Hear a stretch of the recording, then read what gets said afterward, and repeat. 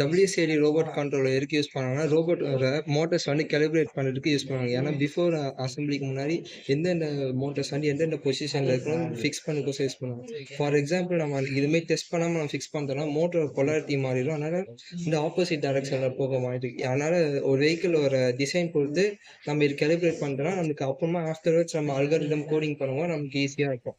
For example இதை நான் இப்போ WSAD ரோபோட்னு ஏன் சொல்கிறாங்கன்னா, நம்ம கீபோர்டில் WSAD கீஸ் வச்சுட்டு நம்ம ரோபோட்டை கண்ட்ரோல் பண்ணுறதுனால நான் இங்கே WSAD ரோபோட் கண்ட்ரோலர் சொல்லுவாங்க.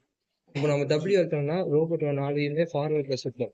இப்போ சப்போஸ் போலாரிட்டியில் இல்லை மோட்டரில் என்ன எரர் இருந்துச்சுன்னா அந்த மோட்டர் வந்து மிஸ்பிஹேவ் ஆகும். அப்போ அந்த மோட்டரோட வயர்ஸ் மட்டும் ஐடென்டிஃபை பண்ணிட்டு நம்ம அது வந்து திருப்பி எங்கள் மோட்டர் டிரைவரில் நம்ம ரீகரெக்ஷன் கொடுத்துக்கலாம். ரீகரெக்ஷன் கொடுத்துருக்கப்போ அகைன் நம்ம ஏடி ஃபார்வர்ட் பேக்வர்ட் இனிமேல் எல்லாத்தையும் நம்ம செக் பண்ணதுக்கப்புறம் ப்ராப்பராக பொலாரிட்டி ஆனதுக்கப்புறம் அந்த கோடிங்கை நம்ம சேவ் பண்ணிட்டு நம்ம அப்புறமா நம்ம ஐஆர் சென்சார் லைன் ஃபாலோவர் இனிமேல் ரிமோட் ஃபாலோ எது கோடிங் யூஸ் பண்ணுறோமோ அந்த மோட்டரோட பொலாரிட்டி கொடுத்தோம்னா அதுக்கேற்றமே வந்து நம்ம கோடிங் வந்து ஈஸியாக இருக்கும்.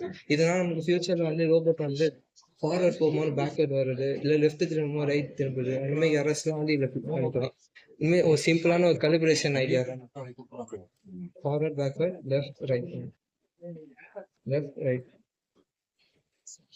இது வந்து டிஃபரன்ஷியல் டிரைவர்னால இப்போ நம்ம வந்து லெஃப்ட் சைடு மோட்டர்ஸ் வந்து பேக்வர்டில் போக ரைட் சைடு மோட்டர் வந்து ஃபாஸ்ட்டாக சுற்றணும். இதே நம்ம ரைட் சைடு போக இது ஆப்போசிட்டாக சுற்றணும்.